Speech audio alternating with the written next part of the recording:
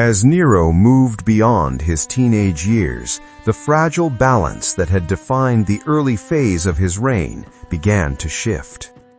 The emperor who once ruled under guidance now sought independence, and the first obstacle to that freedom was the woman who had placed him on the throne.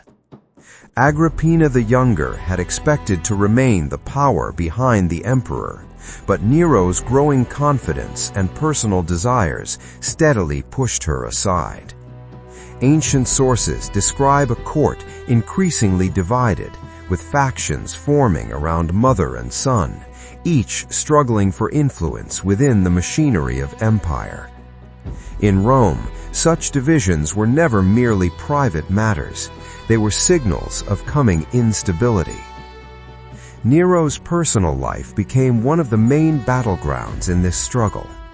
Agrippina had arranged his marriage to Claudia Octavia, the daughter of Claudius, to strengthen his claim to legitimacy. The marriage was politically useful, but emotionally empty. Nero soon became involved with Poppaea Sabina, an ambitious and charismatic woman who resented Agrippina's dominance and encouraged Nero to assert himself fully as emperor. This relationship deepened the rift between Nero and his mother, transforming political tension into personal hostility. Roman historians later portray Agrippina as manipulative and domineering, but they also reveal a son increasingly willing to use imperial power to escape her control. By the late 50s AD, Agrippina's position had weakened significantly. Nero removed her guard of honor, excluded her from official ceremonies, and forced her to live away from the imperial court. Yet her very survival remained a threat. In the Julio-Claudian world, a rival with imperial blood could always become a rallying point for opposition. According to Tacitus and Suetonius, Nero ultimately concluded that his mother could never be safely neutralized while alive. In AD 59, Agrippina was killed under circumstances that ancient writers describe in dramatic and conflicting detail. Whether through a failed staged accident or direct assassination, her death marked a decisive turning point.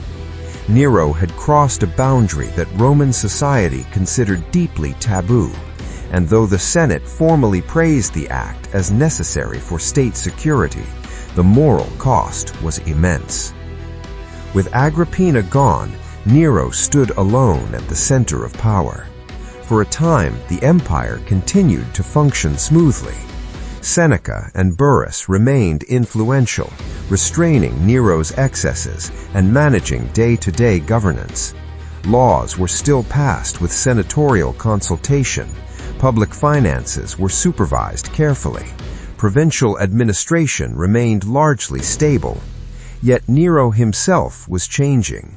Freed from maternal control, he turned increasingly toward his passions for art, music, poetry, and performance.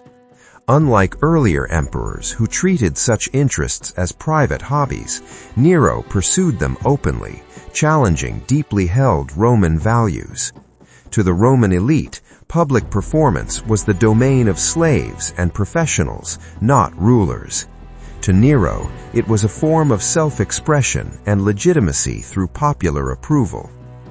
Nero's appearances on stage, singing and playing the lyre, shocked the aristocracy, but fascinated the common people.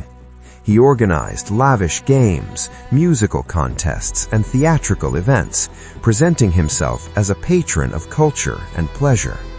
In many ways, this reflected a broader shift in imperial ideology. Nero sought love rather than fear, applause rather than obedience.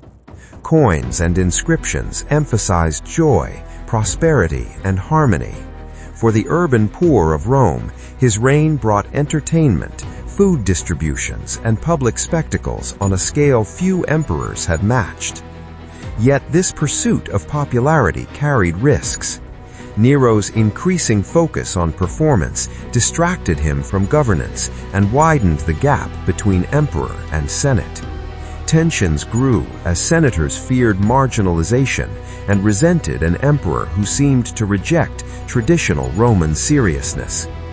These anxieties intensified in AD 62 when two stabilizing figures disappeared almost simultaneously.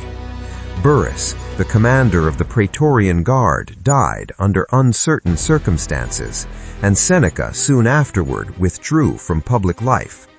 With their departure, Nero lost the advisors who had shaped his early restraint. Power now flowed almost entirely through the emperor himself and a circle of courtiers whose loyalty depended on his favor. That same year, Nero divorced and exiled Octavia, accusing her of infertility and treason.